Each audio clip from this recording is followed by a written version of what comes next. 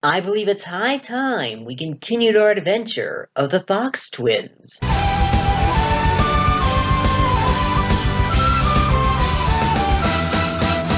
Hello, everyone. It's Tyrant, and welcome to yet another What If video. We are back today to do, well, just as I mentioned before, to continue the adventure of what I like to call the Fox twins, aka What If Sakura was a Jinchuriki? Now, before we actually get started, I want to address some points that were brought up from you guys in the last part. Thanks for that, by the way. One point that was made is that I could have had Sakura born in the Hidden Waterfall Village so she can become the seven-tailed Jinchuriki. The only problem with that is that she wouldn't be a Leaf Village ninja at that point, and Team 7 would be down a member, and I didn't really want to do that. The only one that kind of might be possible for a future what if is what if Sakura was the three-tailed Jinchuriki, because then she would have been born in the Hidden Mist Village. Only problem is, again, Naruto's team would be down a member, so I'm still working out the kinks for that, but for now, we'll just say that it just wasn't possible because, once more, Team 7 would be down a member. And lastly, the Two Tails. It already had an owner at the time, and even then, if it were Sakura, she'd kind of be on the dead side. So, yeah, that's something I really didn't want to do either. And again, as before, Team 7 would be down a member. So, yeah, Sakura's going to be having the Nine Tails in this one. But I might consider the Three Tails option in the future. Maybe. In the last part, we covered both the early childhood and the academy days of Naruto and Sakura. And although it was kind of a lonely existence on some parts, they still did have each other to rely upon whenever they felt sad. And it's because of this that these two characters are very close. Much closer than they are in the original canon. Naruto, of course, still has a crush on Sakura, though Sakura is more oblivious to his feelings. She does really like Naruto, though. She's still trying to come to terms with how she feels for him, though at the moment she does see him as one of her closest friends. Speaking of Sakura, in this timeline she is a bit more of a prankster, and impish and fun-loving. She's more open with being a jokester. She's still intelligent, she's just a bit less mature. Also, since Sakura does not have the same feelings as she did for Sasuke in the original canon, this means that she's on much better terms with Ino. They're not quite friends, but at least they are getting along a lot better. So, why don't we stop wasting time and continue where we left off? This is What If Sakura Was a Jinchuriki, Part 2.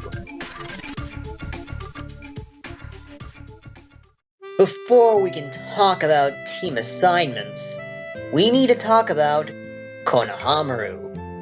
Because Naruto and Sakura's encounter with him is very different than in the original canon. The first and most obvious thing is that Sakura gets to meet Konohamaru early. Though, how that happens? Let me explain that. I figure that Sakura got in trouble with Third Hokage in the same way Naruto did in the original canon. That being that she kind of goofed up with her photo for her dossier. Third Hokage, of course, scolds the two of them, and then is ambushed very poorly by his grandson. All the while, both Naruto and Sakura are very confused about what's going down. Who is this boy, and what's his relationship to Third Hokage? And why is he trying to kill him? Ibisu does show up. Only, when he sees Naruto and Sakura, he responds fairly similar as he does in the original canon. It's just that now there's two of them, so maybe he too addresses them as the Fox Twins, or the Fox Duo, or whatever.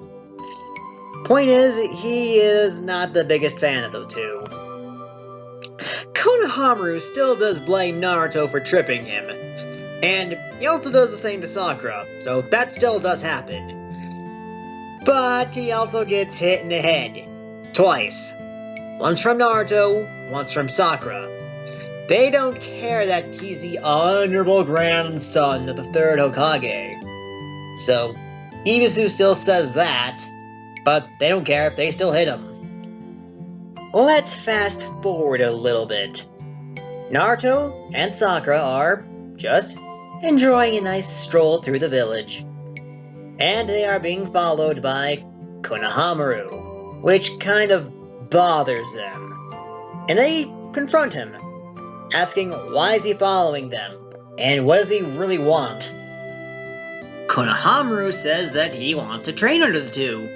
After all, they are able to do something that horrifying to Third Hokage, then surely they must be skilled.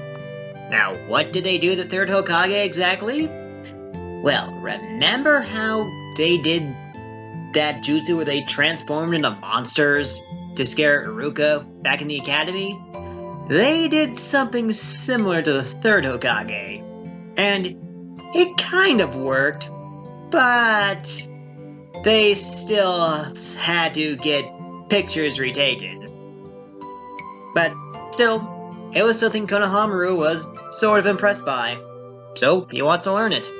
And the two of them agree. The rest of this arc pans out fairly similar to it does in the original, only with less perversion and just more tomfoolery overall. For those of you curious about what kind of monster Konohamaru transforms into to try to scare Ibisu, let's say Demigorgon from Dungeons & Dragons. Sound fair? I think that sounds fair.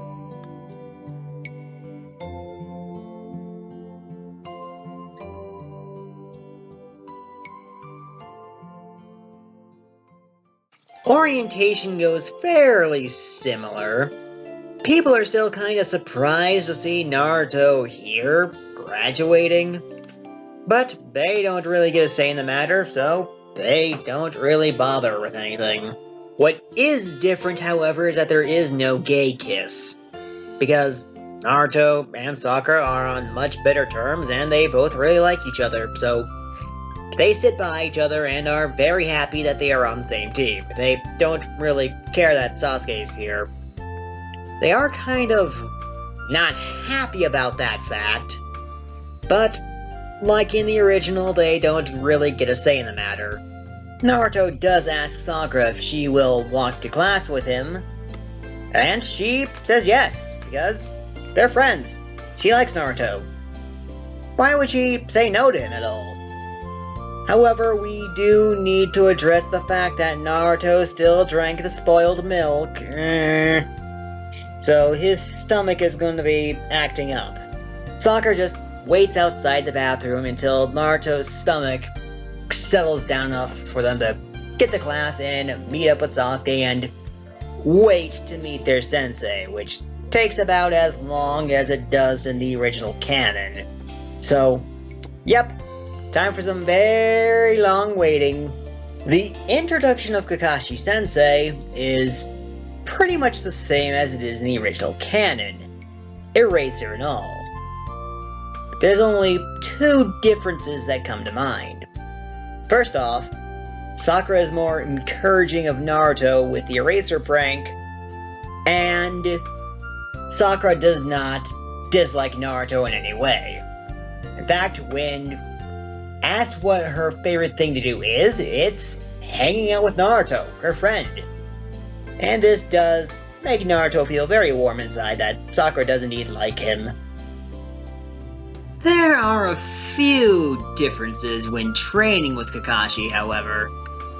For instance, Sakura is more concerned about Naruto whenever he fumbles up or gets caught in a trap. So, when that does happen, she's more keen to help him out.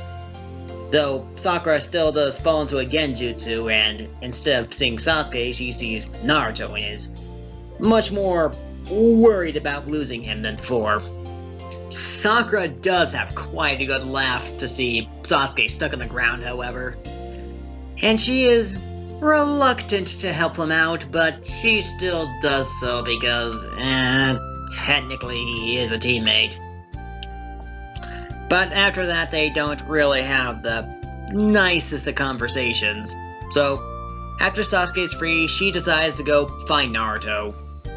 They of course run out of time, Naruto gets tied to the post, and Kakashi lets the team know what the point of the exam is.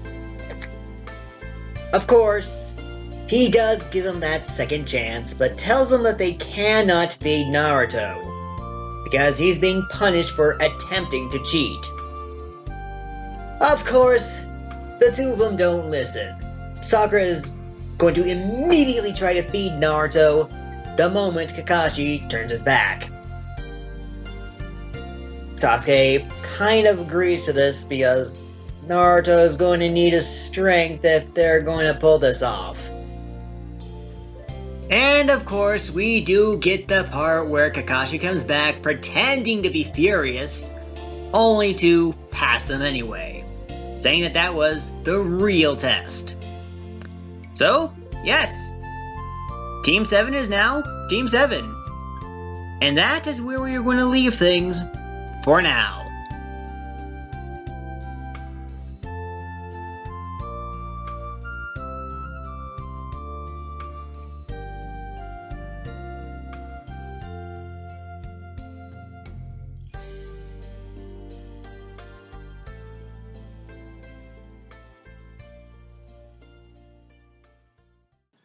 That is correct, ladies and gentlemen. Part 3 is going to cover the Zabuza arc. And I wanted to end it here instead of start the Zabuza arc because I have a question for you guys. Who is going to fight Haku? I'll leave that question for you guys in a poll which you can get to, and we can address that in Part 3. In this part, however, you can kind of see the similarities between Naruto and Sakura, simply because they had similar lifestyles, so you can understand why they're friends. For now, at least. Yeah, we are yet to see the sexy jutsu still, but I still have plans for that. You'll just have to wait a few more parts for it. So, don't you worry, I still have an idea for it. For now, we just still have monster transformations, and that might play a role somewhere later down the line. You'll just have to wait and see. We also sort of got a little bit of an introduction of the relationship between Sakura and Sasuke. Yeah, they kind of hate each other's guts. Kind of in the same way Naruto and Sasuke are. They are sort of quote-unquote friends, but they don't really actively hang out with each other unless they have to. However, Naruto and Sakura are getting sort of closer. They kind of understand what it means to be a ninja now, and are going to be incorporating teamwork into their routine from here on out. So, yep, we are going to be seeing them working and training together a lot more from here on out. So, expect to see more of that. That is going to be it for this video. Thank you all for watching. Be sure to like, subscribe, and hit that bell icon for more. And I'll catch you all next time.